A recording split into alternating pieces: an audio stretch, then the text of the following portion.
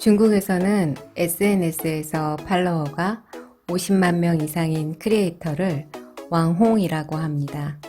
그들은 큰 인기를 바탕으로 많은 사업을 하고 있는데 그중 러시성의 돼지라는 별명을 가진 러전이라는 왕홍은 지식앱인 더따오를 통해 연 470억 원을 번다고 합니다.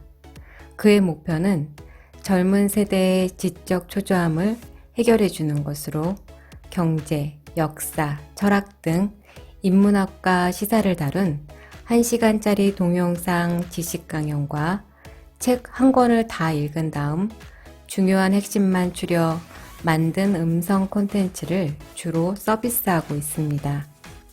아는 것이 힘인 시대에서 생각하는 것이 힘인 시대로 바뀌었습니다. 생각 하나에 온 세계가 돈을 내고 생각을 만든 사람은 부자가 되는 세상입니다. 생각이 힘인 시대에는 생각 자체보다 생각 전달이 더욱 중요합니다. 그러니까 결국은 전달력이 최고의 힘인 것입니다. 파워풀한 전달력을 가지고 싶다면 전편에 소개해드린 오레온 맵과 오늘 소개해드릴 첫눈에 마음을 사로잡는 글쓰기 3단계를 활용해 보세요. 글쓰기의 목표는 어떤 의도든 무슨 내용이든 핵심을 빠르게 전달하여 원하는 반응을 얻는 것입니다. 그럼 첫눈에 마음을 사로잡는 글쓰기 3단계를 소개해 드리겠습니다. 1단계 쓸거리 분명하게 정하기입니다. 첫 번째, 아이디어 정리하기. 글쓰기 때문에 겪는 곤란의 대부분은 쓸거리가 분명하지 않아서입니다. 무엇을 쓰는지 확실치 않으면 아무리 좋은 이야기를 써도 결과는 횡설수설입니다. 핵심을 빠르게 전달하는 글쓰기를 하고 싶다면 누구에게, 왜, 무슨 말을 하고 싶은지를 정리해야 합니다. 이는 글로 쓰고자 하는 생각을 확인하는 과정으로 글쓰기 아이디어는 3가지로 정리할 수 있습니다. 이 글을 읽는 대상은 누구인가? 무슨 말을 할 것인가? 상대에게 전하는 매력적인 약속은 무엇인가입니다. 그중 무슨 말을 할 것인가는 무엇에 대한 이야기인지, 왜 그것이 필요한지, 어떻게 하면 되는지를 정리할 수 있어야 합니다. 두 번째, 논리 요소 점검하기. 쓸거리를 분명히 정한 후 상대를 설득하는 논리를 갖추어야 합니다. 논리를 구성하는 필수 요소인 결론, 이유, 근거, 이 3가지를 점검해야 합니다. 2단계, 매력적인 메시지 만들기입니다. 첫 번째, 주장은 핵심 의견과 해법을 제안한다. 핵심을 빠르게 전달하는 의견에 문제 해법을 제안하면 상대가 빨리 반응하도록 유도하는 주장이 완성됩니다. 문장은 3단위로 구성하면 됩니다. 뭐뭐 하다면 뭐뭐 하라. 왜냐하면 뭐뭐 하기 때문이다. 일단 상대가 해결하고 싶어하는 문제부터 언급하세요. 그리고 해법을 제안하세요. 마지막으로 해법에 대한 이유를 들어주면 됩니다. 예문을 들면 보고서가 논리적이지 못하고 자주 반려되어 고민이라면 오레오 맵을 활용하라. 왜냐하면 오레오 맵은 하버드생이 4년간 글쓰기 수업에서 배우는 논리 요소로 만든 글쓰기 도구이기 때문이다. 고민이라면 문제를 제기하고 오레오 맵을 활용하라. 해법을 제안했습니다. 마지막 도구이기 때문이다. 해법의 이유를 제시했습니다. 두 번째, 믿고 싶고 읽기 쉽게 하라. 요즘 사람들은 증거 중독증을 앓고 있습니다. 물건을 구매할 때 사용 후기를 찾아 읽으며 과연 괜찮을지 점검하고 가격도 꼼꼼히 따집니다.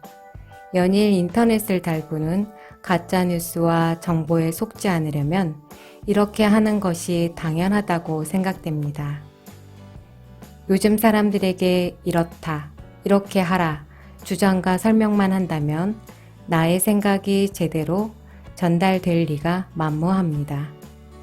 주장을 증명하는 설득력 있는 근거들로 조리 있게 설명함으로써 믿어달라고 하소연하지 않아도 상대가 스스로 이해할 수 있도록 만들어야 합니다. 다음은 내가 좋아하는 객관적인 자료의 종류입니다. 권위 있는 연구진의 실험이나 연구 결과, 믿을 만한 기관에서 발표한 통계 수치, 해당 분야의 전문가나 권위자의 증언, 관련 공식 기관의 승인 및 인증, 성공한 전략이나 최고 승률 등 사례의 수치들입니다. 세 번째, 스토리텔링으로 감성을 건드려라. 메시지를 가장 명쾌하게 전달하는 방법은 실제 사례를 보여주는 것입니다. 호소력 있는 사례를 들려주면 더욱 빠르게 전달됩니다. 내가 원하는 대로 영향력을 미치려면 공감할 수 있는 글로 독자의 감정을 흔들어야 합니다. 글쓰기에 사례가 들어가면 설득력이 서너 배는 부풀어 오릅니다. 전달하려는 메시지와 직접적으로 관련한 논점에 맞는 사례, 신문, 잡지, 책, 다큐 등 다방면의 자료에서 수집한 참신한 사례, 나는 이런 경험을 했다고 이야기를 들려주는 세상에 둘도 없는 자기 사례가 있습니다. 그리고 사례를 인용할 때는 출처도 꼭 밝혀야 합니다. 3단계, 원하는 반응을 촉발하는 방아쇠 당기기입니다. 내가 글쓰기한 의도대로 상대를 만들려면 마지막으로 할 일이 있습니다. 방아쇠를 당겨야지요. 글의 마지막 줄에 이르면 앞에서 무슨 이야기를 했는지 상당 부분을 잊어버리고 맙니다. 그래서 이렇게 하자, 이렇게 해달라고 분명하게 요청해야 합니다. 이것이 오레오 맵의 4단계에서 하는 일입니다. 마지막 부분까지 읽느라 잊어버렸을지도 모를 핵심 의견을 다시 확인시킵니다. 첫 단계와 달리 표현하면 새롭게 어필하는 데 효과적입니다. 그런 다음 의견을 받아들이도록 권유하세요. 핵심 의견에 포함된 뭐뭐 하라는 제안을 구체적으로 안내하여 실행에 옮기도록 만들어야 합니다. 상대방에게 실행 로드맵을 제시하세요. 마지막으로 유용한 팁 한 가지를 알려드릴게요. 뇌과학자와 심리학자들은 사람들이 뭔가를 할지 말지 판단하는데 0.3초밖에는 안 걸린다고 합니다. 뉴스, 광고, 책, 이메일 등을 볼 때 대다수가 제목만 보고 건너뜁니다. 이렇게 헤드라인만 골라 읽는 소비자들을 헤드라인 쇼퍼라고 합니다. 헤드라인 쇼퍼들은 헤드라인이 끌리지 않으면 어느 글이든 눈길 한번 주지 않습니다.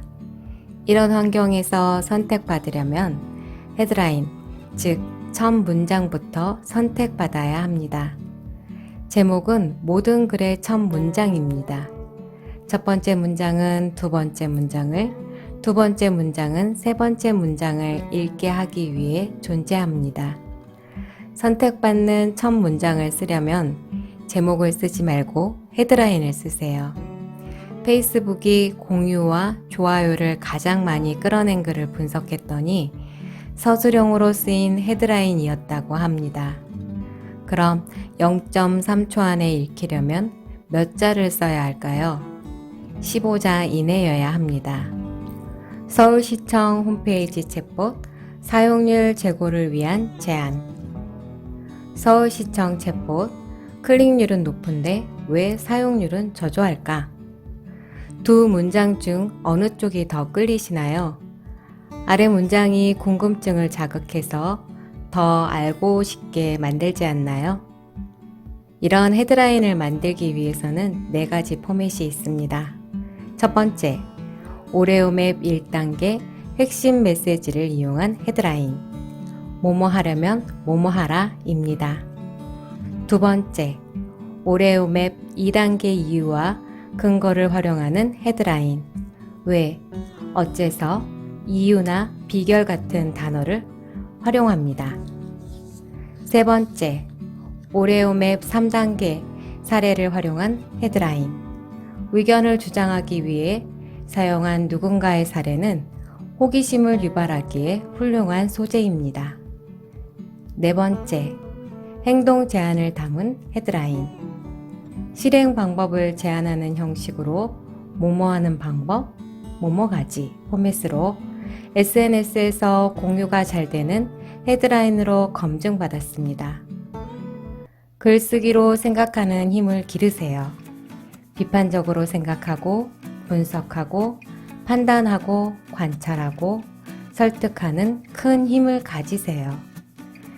글을 읽을 사람들을 생각하고 염려하고 배려하는 글쓰기를 통해 넓은 시야로 세상과 자기 자신을 이야기할 수 있는 능력을 만드세요.